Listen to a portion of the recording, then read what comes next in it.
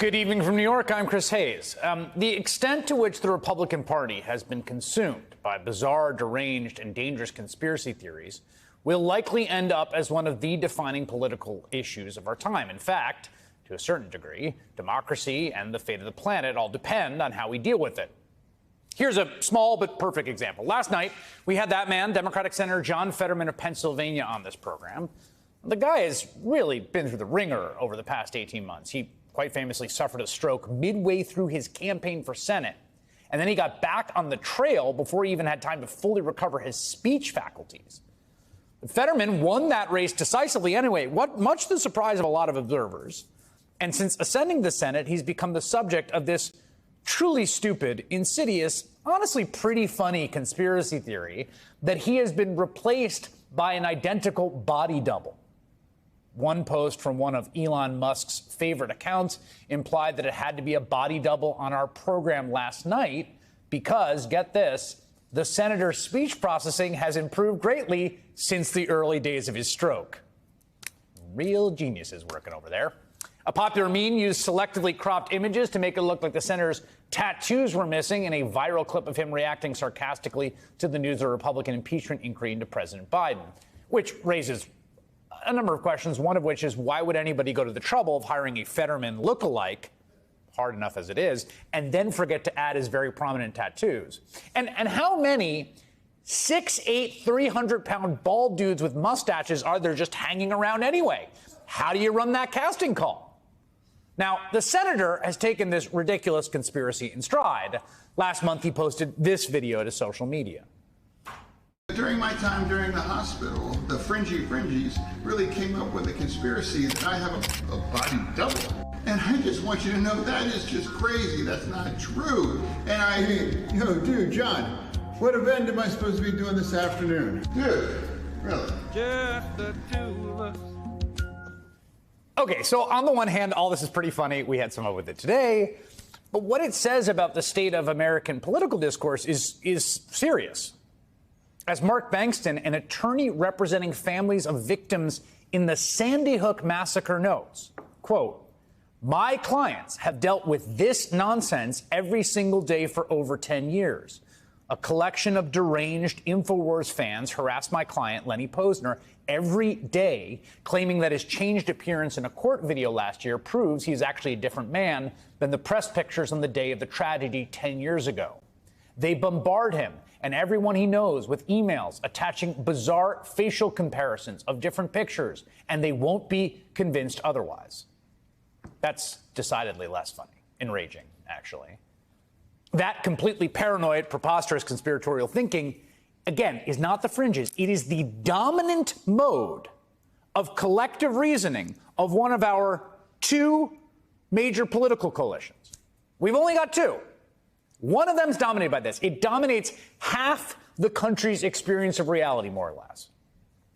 It was on full display in the case of Ray Epps, the former Oath Keeper and January 6th rioter at the center of another ludicrous conspiracy.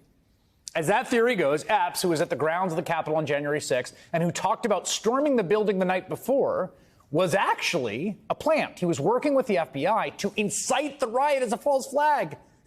He was there to make Trump and his supporters look bad by convincing them to go into the Capitol, which no one else wanted to do, obviously, right? Now, to be clear, this is, again, like the Fetterman body double, preposterous on its face, obviously false theory. But again, this is not just randos on Twitter posting screenshots. This was not relegated to the fringes of social media. It was being pushed by prominent cable news hosts and members of Congress.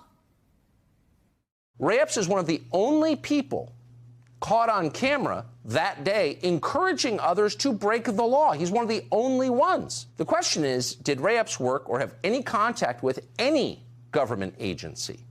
Did he talk about January 6th before it happened with any employee of the U.S. government? On the 6th, it's not the Proud Boys who engage in the initial breach. It's Ray Epps. On the night of January 5th, 2021, Epps wandered around the crowd that had gathered. And there's video out there of him chanting, "Tomorrow, we need to get into the Capitol, into the Capitol." This was strange behavior. A lot of Americans are concerned that the federal government deliberately encouraged illegal and violent conduct on January 6th.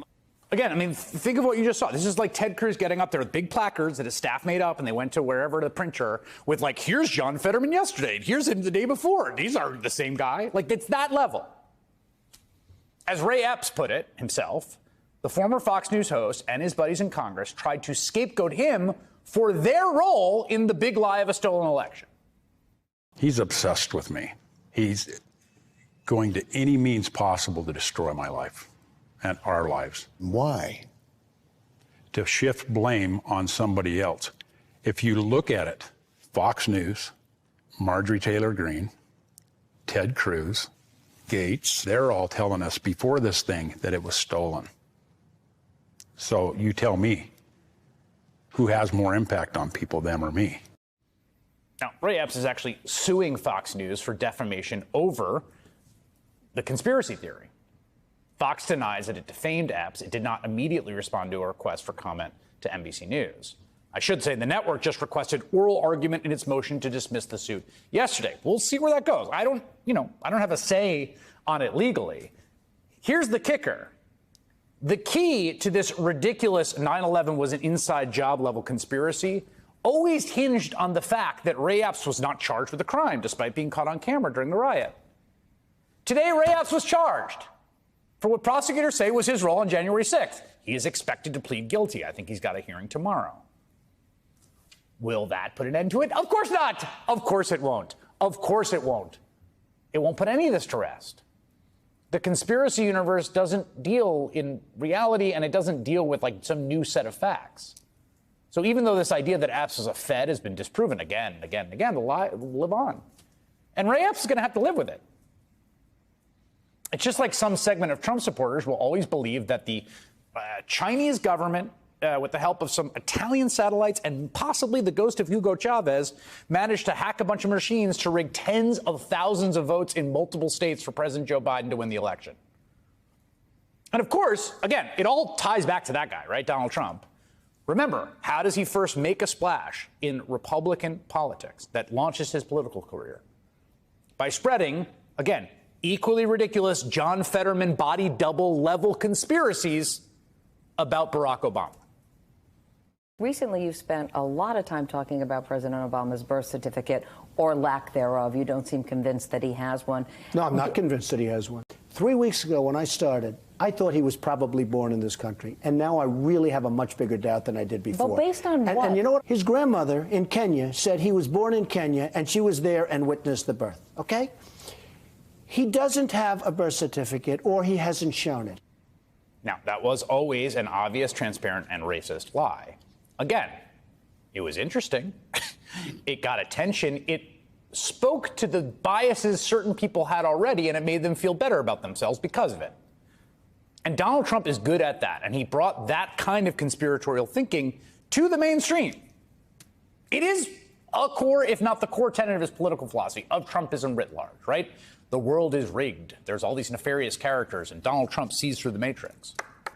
When one half of the country, again, not every individual, but like there are two political coalitions, one of them is under the yoke of this way of thinking, egged on by their leaders in Washington, the media, it truly becomes hard to run a functioning democracy, which, of course, I suspect is precisely the reason Donald Trump pushes it in the first place.